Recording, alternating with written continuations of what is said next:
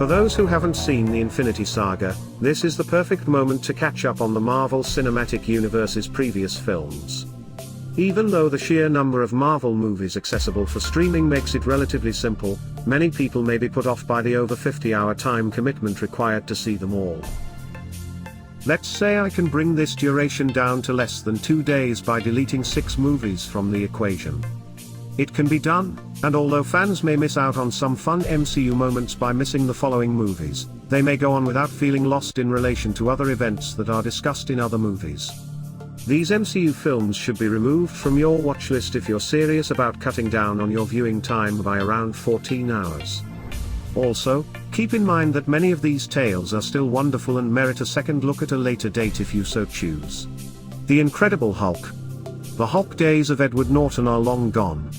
Considering how significant the Incredible Hulk has become to the Marvel Cinematic Universe, I doubt it will be, but I wouldn't be shocked if they say no.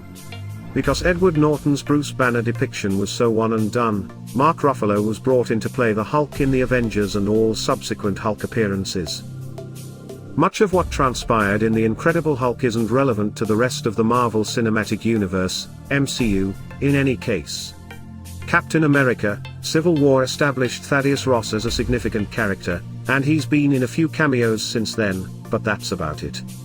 Hulk's limited presence in the MCU is partly due to Universal's unwillingness to pursue further standalone films with Marvel Studios, which limits him to supporting roles or ensemble roles in other films.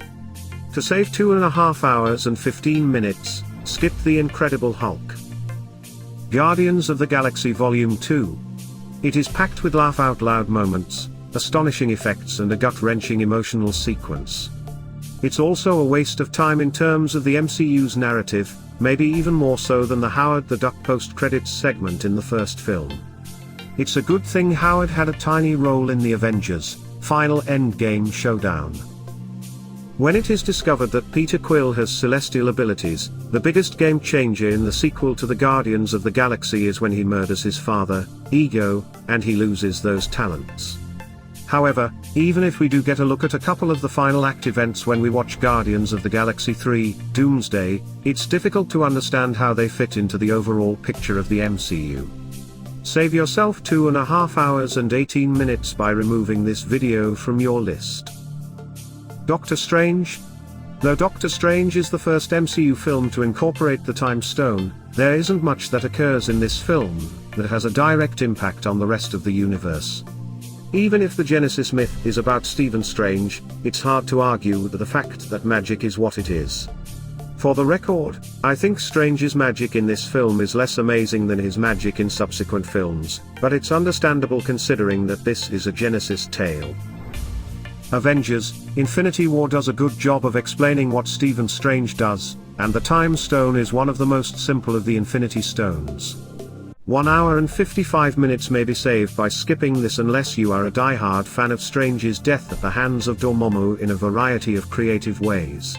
Black Panther. Although Marvel Studios' Black Panther is their highest-grossing solo hero adventure and a fantastic film in general, it stands on its own.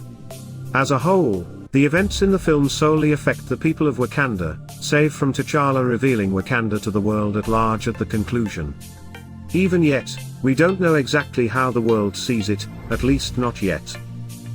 The fact that Black Panther was released 2 months before Avengers: Infinity War minimizes its impact.